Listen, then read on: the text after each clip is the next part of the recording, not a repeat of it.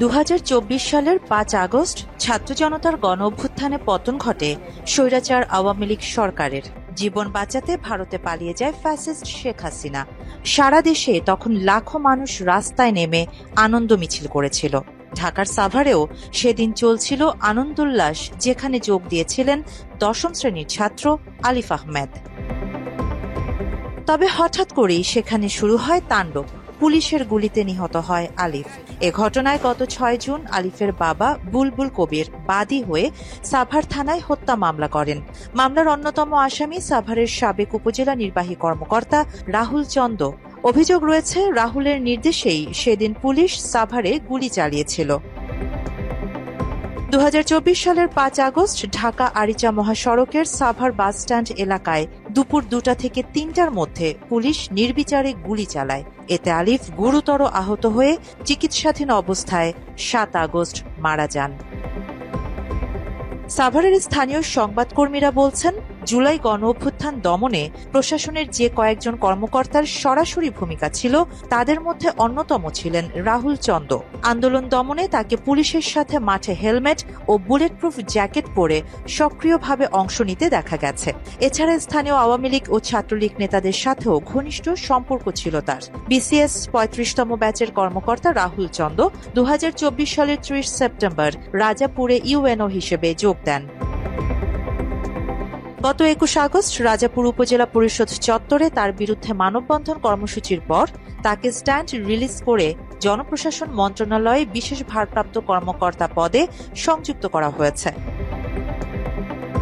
আলিফের বাবা বুলবুল কবির বলেন, তিনি শোকাহত থাকায় মামলা করতে দেরি হয়েছে।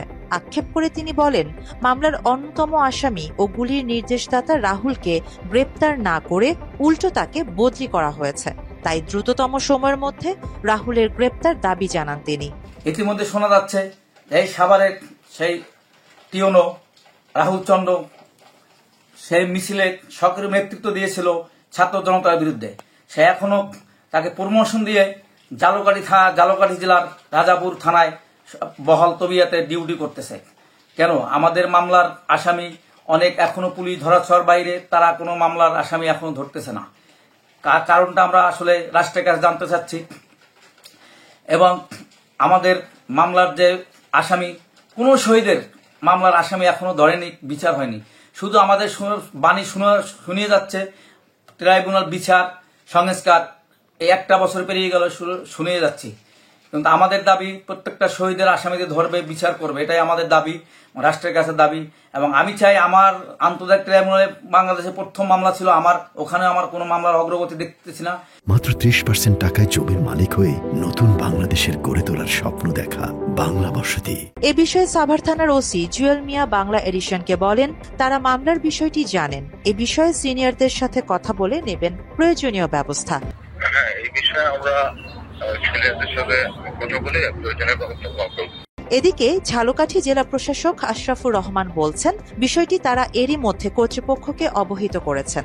দেখেন, ওয়েট করেন, সরকার কি করে দেখেন। এ নিয়ে মুঠোফোনে যোগাযোগ করা হলে ইউএনও রাহুল চন্দ বলেন, এটি সম্পূর্ণ ব্যক্তিগত বিষয়, তাই কথা বলার কিছু নেই।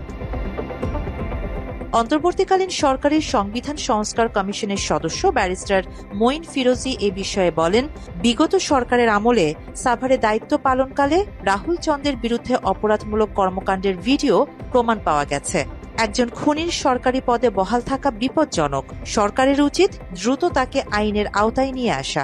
রাজাপুরের ইউনো সাহেব সম্পর্কে আমরা পত্রপত্রিকার মাধ্যমে জানতে পারছি, যিনি বিগত সরকারের সাভারস্থ ইউনো হিসেবে থাকা অবস্থায় তিনি অনেকগুলো অপরাধের সাথে জড়িত থাকার ভিডিও প্রমাণ পাওয়া গেছে। যদি এরকম পরিস্থিতি রাজাপুরে চলতে থাকে, একজন স্বীকৃত খুনি যিনি সরকারি উচ্চপদস্থ অবস্থায় থেকে একটা জেলায় অশান্তি তৈরি করার চেষ্টা করেন, এরকম ব্যক্তি আমার মনে হয় সরকারের আশু দৃষ্টি দেওয়া উচিত যে এরকম ব্যক্তিকে আইনের আওতায় নিয়ে আসা। আরিবা জাহান, বাংলা এডিশন।